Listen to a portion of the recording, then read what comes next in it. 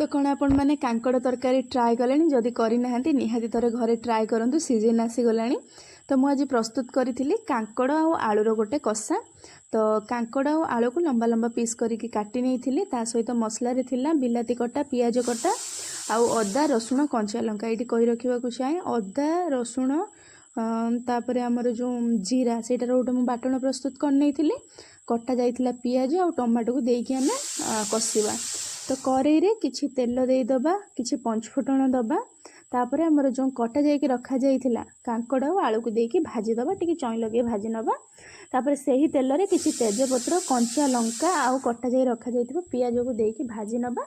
पियाज टिके मौली गले अदा रसुण आ जीरार बाटणटा देदबा।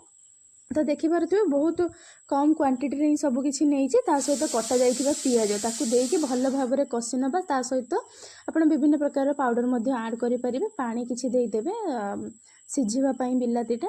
तो बास मसला सिझी आसिला सबकि रेडी थिला। एबे कांकड़ और आलू को देकी भल भाव में कषि नबा। तो मसला सहित कांकड़ आलू भल भाव में कषि ही आसिले आवश्यक अनुसार टिके पानी देदबा।